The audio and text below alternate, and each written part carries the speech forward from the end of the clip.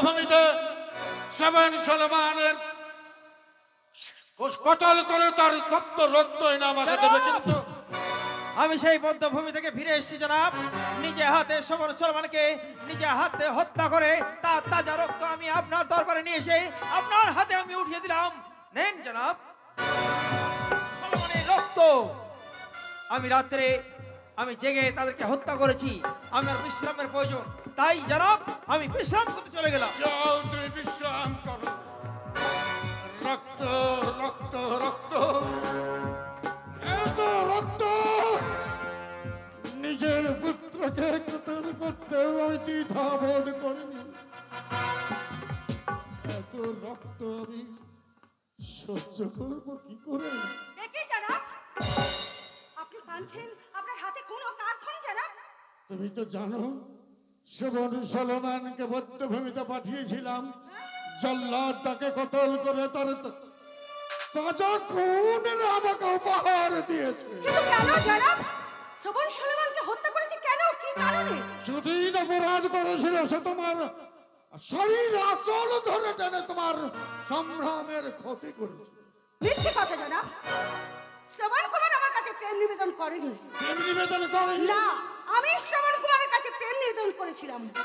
তাই সে আমার প্রস্তাবে রাজি হয়নি বলে আমি ছলনা করে তাকে আপনাকে দিয়ে তাকে হত্যার আদেশ করি। ছলনার আশ্রয় গ্রহণ করে তুমি অন্যায় করে আমার পুত্রকে পৃথিবীর বুক থেকে হারিয়ে দিয়েছো। আমি তার কঠিন বিচার করতে সম্রাট সিজিয়া, এই রোম শহরের মসনদে বসে অনেক পাপ অনেক অন্যায় আপনি করেছেন। চন্দনা, আজ আপনার বিবেক কেঁদে উঠেছে তাই না? আপনার আঁখে পানি, আপনার হাতে দুই বেটার খুন দেখে তাই না? সেদিন আপনার বিবেক, আপনার মনুষ্যত্ব কোথায় ছিল? বলুন কোথায় ছিল যেদিন আপনি আমার আব্বাজানকে আমাদের রাজ্য সৈন্য সেনাকে হত্যা করে জোর করে আমাকে এই রোম শহরে তুলে এনেছিলেন বেটার সঙ্গে শাদী দেবেন বলে? বৃদ্ধ বয়সে আমার রূপ যৌবন থেকে আপনি পাগল হয়ে গেছিলেন। সেদিন কোথায় ছিল আপনার বিবেক, আপনার মনুষ্যত্ব? সেদিন আপনার বিবেকটা একটু কেঁদে ওঠেনি? আর সেদিনই আমি আমার আব্বাজানের নামে কসম করেছিলাম যতদিন না আপনার বেটার খুন আমি দেখতে পাবো, যতদিন না আপনাকে পৃথিবীর বুক থেকে শেষ করতে পারবো, ততদিন আমি এই রোম শহরের বুকে ধ্বংসের আগুন জ্বালিয়ে দেবো। বেগম, তোমাকে খুশি করতে তোমার সব আবদার আমি মেনে নিয়েছি। তার প্রতিদানে তুমি আমায় কি বললেন? আমাকে খুশি করতে আমার সব আবদার মেনে নিয়েছিলেন? এটাই তো ছিল আমার ছলনা সম্রাট সিজিয়া। বেগম, আমি আপনাকে কোনোদিন খসম বলে মেনে নেইনি। কারণ কেন জানেন? কেন? আমি শুধু নয়, পৃথিবীতে যত কুমারী নারী আছে সবার কাছে একটা ছিন্ন বস্ত্র আর একটা বিদ্ধ খসম দুটোই সমান। একটা বস্ত্র ছিঁড়ে গেলে তার যেমন কোনো মূল্য থাকে না, ঠিক একটা পুরুষ বিদ্ধ হয়ে গেলে কুমারী নারীর কাছে তারও কোনো মূল্য থাকে না। তাই আপনি যে পাপ করেছেন সেই পাপের শাস্তি আপনাকে পেতেই হবে। এই কে আছিস? জল্লাদ! হুকুম বেগম সাহেবা। সম্রাট সিজিয়াকে। সম্রাট সিজিয়াকে আমাকে বন্দি করতে হবে? হ্যাঁ, আমি এই মতে আমি তাকে বন্দি করে দেব অন্ধকার কারাগারে। নিয়ে চলো আমার তৈরি করা আমার অন্ধকার কায়েদখানায়। অন্ধকার কারাগারে সম্রাট সিজিয়াকে দিনের পর দিন চাবুক প্রহার করবি। ক্ষুধায় এক ফোঁটা রুটি দিবি না, পিপাসায় এক ফোঁটাও পানি দিবি না। জানিয়ে যা এখান থেকে। এই মুহূর্তে তোমাকে অন্ধকার কারাগারে নিয়ে দেব। সকালে দেব পোড়া রুটি, রাতে দেব শুকনো মুড়ি। কোন রুটি মুড়ি কিছুই পাবে না। জানিয়ে যা এখান থেকে। যাচ্ছি বেগম, আমার তৈরি করা কায়েদখানায় আমি যাচ্ছি। জানি না আমি পাপ করেছি তার প্রায়শ্চিত্ত করতে আর কত কাল আমাকে অন্ধকার কায়েদখানায় থাকতে। চিন্তা করেন না, যা পারা আপনার জন্য। যাবার সময় শুধু বলে যাই, কি বলতে চাই? তুমি তো সৎ মা হতেছে, তার ইজ্জতি করে আমাকে অন্ধকার কায়েদখানায় পাঠালে, শ্রবণ সলমানকে মৃত্যুর কোলে ঠেলে দিলে, তাই আমি তোমাকে যাওয়ার সময় অভিশাপ দিয়ে যাচ্ছি। মা হয়ে যখন মায়ের মর্যাদা তুমি দিলে না, তখন জীবনে তুমি কোনোদিন মা হতে পারবে বেরিয়ে যাও জনাব জনাব আর দেরি না করে বেরিয়ে যাও এখান থেকে সম্রাট সিজিয়া অনেক পাপ অনেক অন্যায় আপনি করেছেন আর এটাই হলো আপনার উপযুক্ত শাস্তি কিন্তু সম্রাট সিজিয়াকে শেষ করতে হলে আমার একটা সাথীর প্রয়োজন কে পারবে আমার সঙ্গে সঙ্গ দিতে মনে পড়েছে আছে আছে কুরবান আলী এই কে আছিস কুরবান আলী আদাব আম্মি জান আপনি আমায় তলব করেছেন জি কি বলে আমি জান জি বিয়াদব আমি তোমার আমি জান কবে হলাম শোনো আমি তোমায় ডেকেছি তোমার একটা কাজ করতে হবে কি কাজ কাজটা অন্য কিছু নয় সম্রাট সিজিয়াকে বন্দি করে রেখেছি অন্ধকার কারাগারে আর সেই সম্রাট সিজিয়াকে জহর পান করে শেষ করতে হবে তোমাকে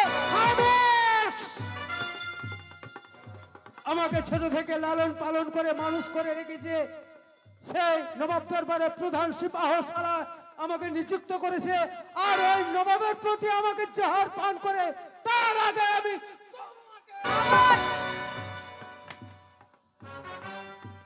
মনে রেখো তুমি হলে আমার বেতনভুক্ত কর্মচারী আর আমি হলাম এই রোম শহরের সম্রাজ্ঞী আসলে একটা কথা কি জানো তোমার রাগ দেখে আমার রাগটা বেড়ে গেছিল জানো যেদিন সম্রাট সিজিয়া আমাকে শাদি করে রোম শহরে নিয়ে এসেছিল সেদিন আমি সর্বপ্রথম তোমাকে দেখি আর তোমাকে দেখে না আমি মনে প্রাণে মহব্বত করে ফেলেছি আমি জান এ কি বলছেন আপনি যাদব আমি জান নয় সুন্দরী চন্দনা দেখো তুমি যদি এই কাজটা করতে পারো তাহলে? তাহলে তাহলে পাবে এই রোম শহরের মাসনাদ আর তার সঙ্গে পাবে এই সুন্দরী চন্দনার রূপ লাবণ্য ভরা যৌবন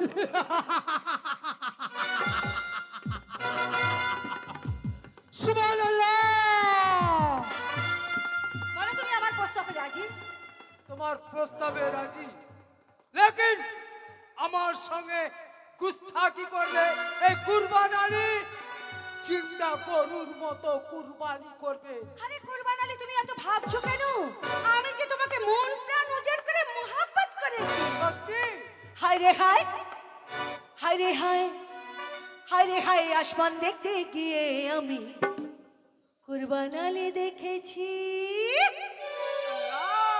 হায় রে হায় আসমান দেখতে গিয়ে আমি কুরবান আলী দেখেছি আসমান দেখতে গিয়ে আমি কুরবান আলী দেখেছি কুঞ্জ ছোনার চাঁদের আলো এই দুটা নাই পড়েছি কুঞ্জ ছোনার চাঁদের আলো এই দুটা নাই পড়েছি হায় রে হায় হায় রে হায় হায় রে হায় আসমান দেখতে গিয়ে আমি তোমায় দেখে ফেলেছি আসমান দেখতে গিয়ে আমি তোমায় দেখে ফেলেছি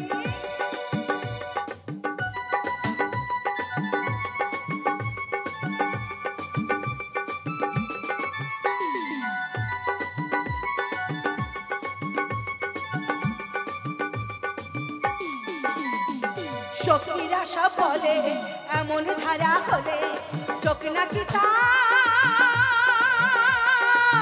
থাকে না যদি হঠাৎ এমন হলো তার চোখে যে চোখ পড়লো তার দৃষ্টি নাকি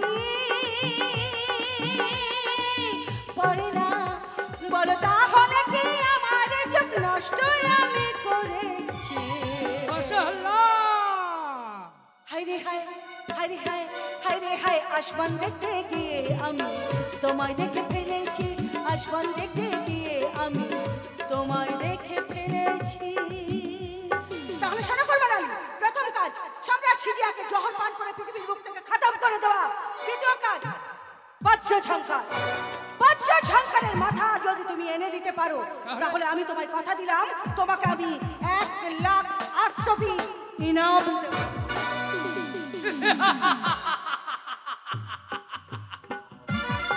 ধীরে ধীরে নবাব বাদশা আমাকে ছোট থেকে নিয়েছেন লালন পালন করে দিয়ে আমাকে সিপাহ সালা তাই তো আমার দিলে মহৎ ক্ষোভ মসনদ আমাকে হাত ছাড়ি দিয়ে ডাকছে মসনদ মসনদ অপরদিকে মসনদ আর অপরদিকে সুন্দরী চন্দনা তাই তো সামান্য ছোট কাজ এই বাদশাকে জহর পান করিয়ে আমি টাকা পাঠাতে চাই গজকে